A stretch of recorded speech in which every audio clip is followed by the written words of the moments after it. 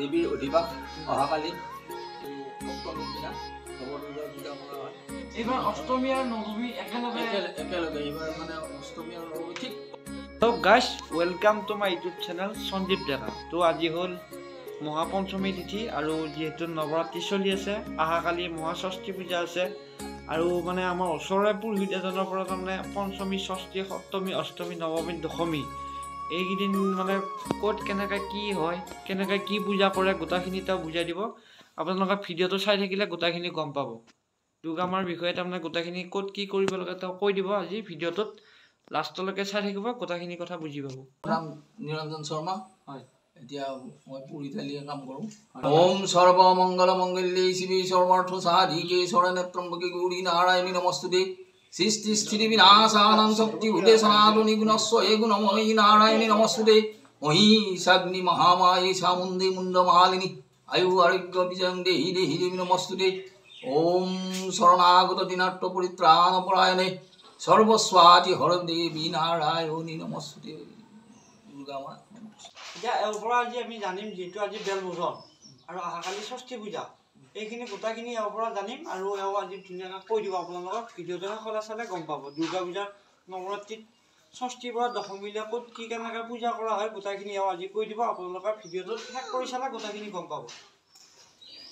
আজি হৈছে এতিয়া ষষ্ঠী, মানে আজি ষষ্ঠী পঞ্চমীযুক্ত ষষ্ঠী, গতিকে আজি আমাৰ বোধন হ'ব। বেলৰ তলত পূজা কৰা হয়। বেলত মা দুৰ্গাক আজি বেলত তলত মানে বেলৰ গুৰত তেওঁক আমন্ত্ৰণ কৰি অনা হয়। আজি মানে বোধন, কাইলৈ তেওঁৰ অধিবাস হ'ব। ষষ্ঠী অধিবাস, দেৱীৰ অধিবাস অহাকালি ষষ্ঠী পূজাৰ অধিবাস হ'ব। অধিবাস হোৱাৰ পিছত সপ্তমীৰ দিনা মানে হেৰি হ'ব, আপোনাৰ এইটো পত্ৰিকাৰ পূজা হয়, নৱপত্ৰিকা। মানে এইটো নৱদুৰ্গাৰ এই সপ্তমীৰ দিনা নৱদুৰ্গাৰ পূজা কৰা হয়। নৱদুৰ্গাৰ পূজা নৱবিধ বস্তু দি মানে তাতে হেৰি পূজা কৰা হয়। মানে হৰিদ্ৰা, এই আপোনাৰ ধান্য, তাৰপিছত আপোনাৰ এইটো হৰিদ্ৰা দিয়া হয়। হৰিদ্ৰাৰ মানে হৰিদ্ৰা হৈছে হালধিৰ গছ। তাৰপিছত ডালিম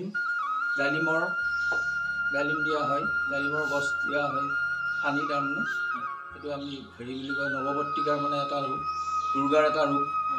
তাৰপিছত ধান, লক্ষী স্বৰূপ বা দুৰ্গা, ধান্য দিয়া হয়। তাৰপিছত মান কচু, মানে কচি বুলি কোৱা হয়।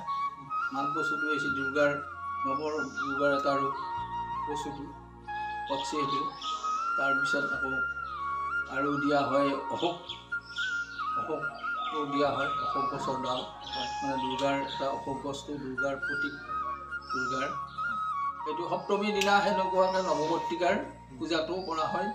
তাৰপিছত স্নান হয়, প্ৰত্যেক মানে বিধ বস্তুকে স্নান কৰি তাত নৱদুৰ্গাৰ যিটো মানে আমি শাৰীৰে কলৰ পুলি এটাত তাৰমানে শাৰীৰে তাৰমানে সেই বস্তুটো তাত হেৰি কৰা হয়। আৰু অষ্টমীৰ দিনা মহাস্নান হয়, দেৱীৰ মহাস্নান। প্ৰথমতে মহাস্নান, তাৰপিছত দেৱীৰ বিভিন্ন পূজা কৰা হয়। এইবাৰ অষ্টমী আৰু নৱমী একেলগে এইবাৰ মানে অষ্টমী আৰু নৱমী ঠিক। অষ্টমী নৱমী একেলগে নহয়, সপ্তমীৰ দিনাই অষ্টমী পূজাটো মিলিছে, কিন্তু অধিক পূজাটো দিছে নৱমীৰ লগত। অধিক পূজাটো মানে দিছে সন্ধি পূজাটো ঠিক অষ্টমীৰ শেষত, ৰাতিপুৱা 6 বাজি 6:24 পৰা এইটো আমাৰ হেৰি সন্ধি পূজা, 45 মিনিট সন্ধি পূজা 48 মিনিট মানে এইটো সন্ধি পূজা। এইখিনি সময়ত তাৰমানে নৱমী আৰু অষ্টমীৰ শেষ সময়খিনি, অষ্টমীৰ শেষ সময় আৰু নৱমীৰ প্ৰথম সময়, সেইখিনি সময়তে দুৰ্গাক তাৰমানে হেৰি ৰামে যেতিয়া ৰাৱণ বধৰ কাৰণে পূজা কৰিছিল, সেইখিনি সময়তে দুৰ্গাক লাগ পাইছিল, সন্ধিক্ষণ বুলি কৈছিল। তাৰমানে সেইখিনি সময়ত হেৰি দুৰ্গাক লাগ পাইছিল চামুণ্ডা ৰূপত, দেৱী চামুণ্ডা ৰূপত দেৱীক লগ পাইছিল। সেইদিনা আমাৰ সেইটো মানে হেৰি হয়, সেইটো সন্ধি পূজা হয়। সেইকাৰণে দুটা নৱমী আৰু অষ্টমীৰ মাজখিনিত সেইটো সন্ধিক্ষণত সেইটো সন্ধি পূজা বুলি কয়। আৰু তাৰপিছত আমাৰ নৱমী পূজা কৰা হয়। নৱমী পূজা কৰি উঠি তাত হোম যজ্ঞ কৰি সেইদিনা শান্তি কৰা হয়। সকলো ৰাইজে তাত পুষ্পাঞ্জলি কৰে। অষ্টমীৰ দিনা পুষ্পাঞ্জলি কৰে। দশমীৰ দিনা দেৱীক বিদায় দি তাৰপিছত আমি অপৰাজিতা পূজাৰ হেৰি কৰা হয়। দশমীৰ দিনা অপৰাজিতা পূজা হয় ন? দশমীৰ দিনা দেৱীক পূজা দি দেৱীক বিসৰ্জন দিয়াৰ পিছত বিসৰ্জন দিয়াৰ পিছত আকৌ আমি মানে দেৱীৰ এইটো অপৰাজিতা পূজা। অপৰাজিতা এজন দেৱী নেকি তেওঁ? অপৰাজিতা এই দুৰ্গা দেৱীয়ে তেওঁ শক্তি তাৰমানে আমাক যেতিয়া তেওঁক আমি পূজা কৰিলোঁ তেওঁ এটা আমাক শক্তি দি থৈ যাব লাগে কাৰণে অপৰাজিতাটো আকৌ আমি পূজা কৰি তেওঁক মানে সেই কবচ আমাক দি থৈ যায়। এই হেৰি এই কবচটো অসুৰক যি বধ কৰিছিল নৱমীত কৰিছিল নে অষ্টমীৰ দিনা কৰিছিল? মহিষাসুৰক যি বধ কৰিছিল দুৰ্গাময় হেৰিৰ দিনা সেইটো সন্ধিক্ষণত সেইটো মানে নৱমীৰ দিনাই সেইটো আমাৰ শেষ পূজা আৰু নৱমীৰ দিনা সেইটো হেৰি কৰিছিল। আকৌ হেৰি যি এইটো কি আছিল কুমাৰী পূজা নৱমীৰ দিনা হয়।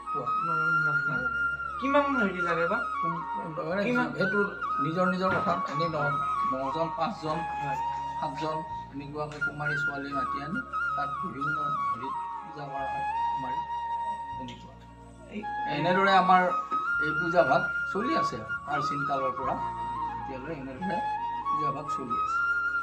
এতিয়া আপোনাৰ আজি ক'ত আছে পূজা? মোৰ আছে, মই যাব লাগিব এই হেৰি ওৰাঙত আজিৰ পৰা যাব? আজি মই অহাকালি যাম।